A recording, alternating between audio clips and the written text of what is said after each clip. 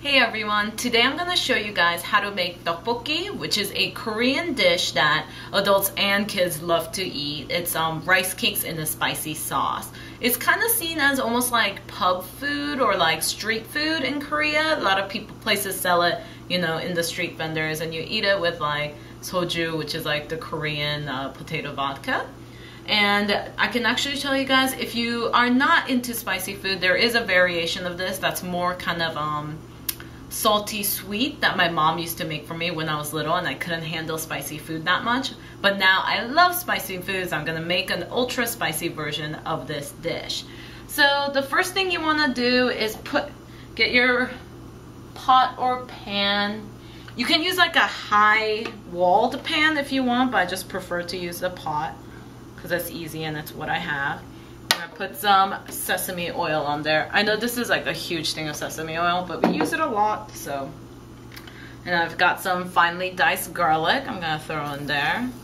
And if you're wondering what I have going on in this pot, I'm just boiling some water because we got some pre-made blood sausages. I know that most people will think that's really gross, but you guys, if you like sausages at all, you have to try Korean blood sausage. It's called sundae.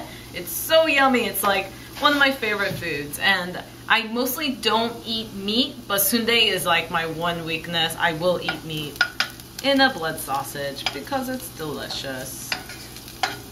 And while that garlic is cooking, we want to prep our rice cakes. There's two different types of rice cakes you can get at a Korean store. One is a package of cylinder pieces, and these are the pieces that are traditionally used for tteokbokki. Or you can get these like oval shaped slices that are more traditionally used for ddukbokgi, which is like a rice cake egg based soup. I have some stuff in a bowl full of water, and that kind of lets the duck rehydrate a bit while I'm cooking everything else. And once that garlic is looking nice and fragrant, I'm gonna throw in some green onion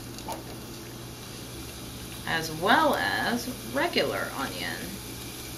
I use yellow onion for this, but I think it will taste okay if you use sweet onion. I wouldn't use red onion because I think that'd be weird.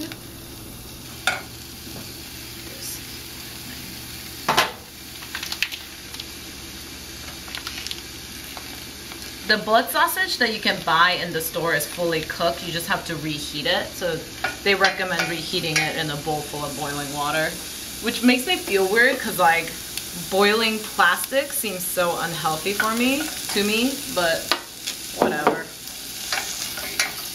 And if you go out and buy duck to make this recipe and you have duck left over, I like to buy a bunch and just keep it in the house. I take it out of the package because in the package it's one big clump. And then I run it through some warm water to separate all the pieces and then keep it in a Ziploc bag and throw it in the freezer. That way you don't have to worry about the rice cakes going bad if you don't eat it up all in one setting.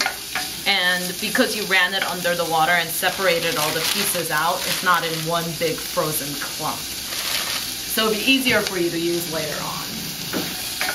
And once the green and yellow onion and garlic have been cooking for a while, I put in the gochujang.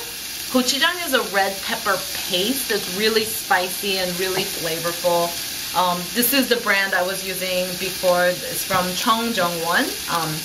But we used it all up. So I went and picked up this brand, which is Yangpyeong brand.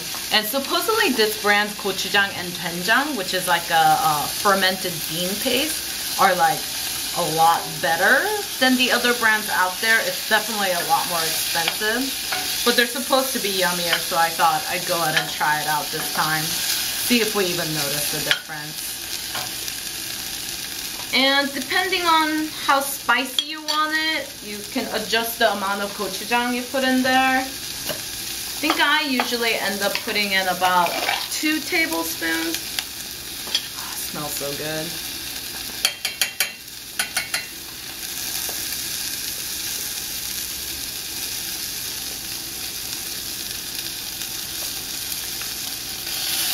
Kind of get that heated up, spread it around. And once the heat makes the gochujang softer, I put in some room temperature water.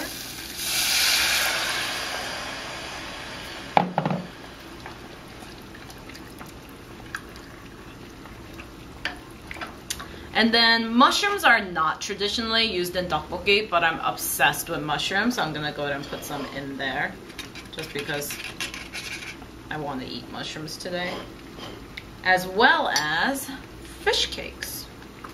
Fish cake is, you might find it under the name odeng, which is the Japanese word for it, or omuk, which is the traditional Korean word for fish cakes.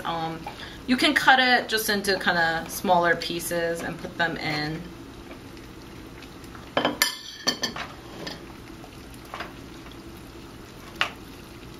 It's interesting, in Korea, most people call it odeng instead of omuk because when Japan occupied Korea, Korea was forced to kind of adapt a lot of Japanese customs and cultures and words. So you can still see the effects of that today because a lot of Korean language is based around Japanese words for things. It's also really interesting to see which like English words have been turned into Korean words for products that came over to Korea late in the game. So like chocolate, there's no real Korean word for chocolate. We just call it chocolate, which is, you know, like the Korean pronunciation of the English word chocolate. And I'm gonna go ahead and let this get hot and cook for a while. I'm gonna add some red pepper flakes. Just put in however much you want, depending on how spicy you want it.